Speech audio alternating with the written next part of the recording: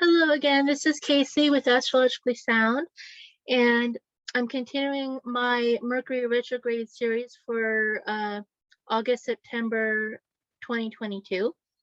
So I've already gone over the my general concept of what I feel it means when a planet kind of steps down off their throne or away from their teacher's desk in the first video, and then I also went over Mercury for like what the kind of what the third archetype involves, so we can get a better idea of what Mercury in retrograde entails. So I'd like to go over some of the specs. So first off, let's get some of the dates down here for what this upcoming Mercury retrograde is going to be, when it's going to be hitting. And I'll try to hopefully be able to edit this and put in the dates to the side when I'm talking, so it's not all just gibberish. So the pre-shadow phase is around several weeks before. It's right where I believe it's when Mercury starts slowing down, and it happens a couple weeks before the actual retrograde motion is the authentic thing. So the actual retrograde period phase is in a full effect, but the pre-shadow phase is, sometimes you feel it and sometimes you don't, but I've been keeping track the last couple years of the pre-shadow and the post-shadow phases, and it's interesting that some of them are a little bit more potent than others.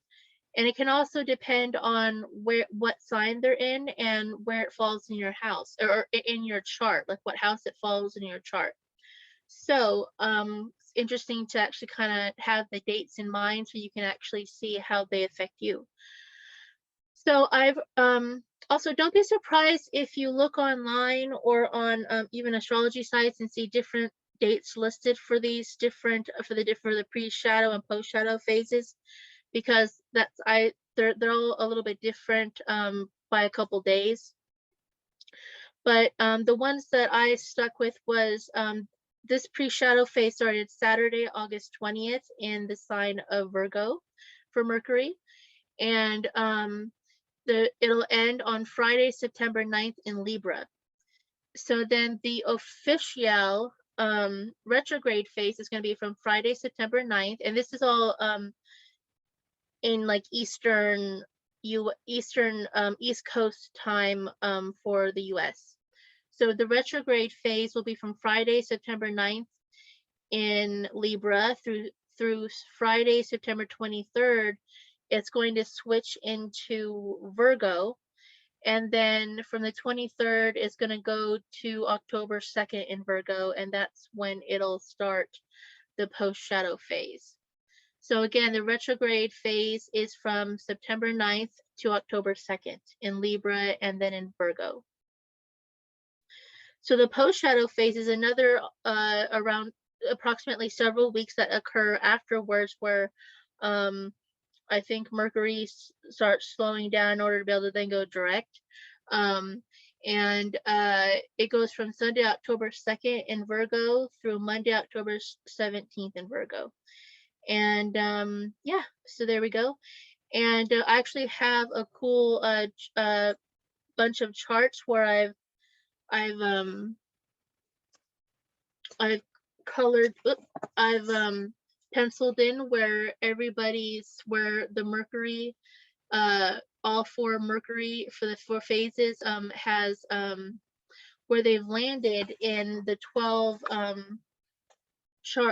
ascendant charts for the ascendant and sun sign. So I will have another goodie bag video for you guys where if like you're an Aries ascendant or Aries sun, for instance, I'll be able to let you know where Mercury is going to land in which house or houses for Libra and Virgo, and give you some information on what the Mercury retrograde might entail with a little bit more insight and detail.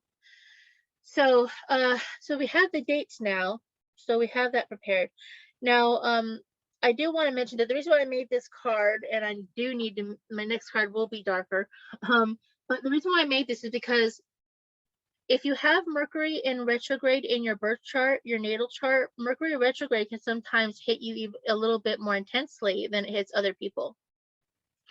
It depends on the sign that the current Mercury retrograde will be in, and the sign that your Mercury is in natally, but that's, you know, but it's really a great opportunity for great change and alchemization of your world, both inner and outer. And because we are our own maestro and our own magicians, whichever you prefer to call yourself, but we have the power. We have our hands on the wheel of our destiny, and it really just, it's like the time to prove to the teacher or to the or to the ruler of the lands of that part of our lives that we can ace these tests, that we got this, and that we can do a really good job. But I wanted to include this so you guys can know what if you looked in your birth chart and wanted to check. This is a Venus Mercury. This is a glyph for Mercury. It's Venus with like little horns on it. And then retrograde symbols like an R with an X on one of its legs. So that's what Mercury and then retrograde looks like if you're looking for it in your birth chart, if you have it retrograde. Overall, and then lastly, before I go to the another section, is that it's a wonderful time for grounding Mercury retrograde, and finding your core, your center, your equilibrium, and strengthening it, because I think with Mercury being the mind, the mouth, the throat chakra, the hands, gadgets, and it's the fastest planet, besides our the moon, with how fast it goes in the chart. It's all about speed. So when it's in retrograde, we are forced to slow down, and I think that it's a great time for taking, when you ground yourself, you go outside in your bare feet, or you do some meditation. You could do some yoga, you could do tai chi, or you could just sit and practice a little bit of self-awareness and mindfulness, I think it's called too. And it's amazing how much better health you can engender within yourself and your environment when you take that self-care time, So overall, I think. So I'm going to cut this short, and then I will be back with a fun gig about the re-words, R-E words for Mercury, because Mercury is all about the R-E words.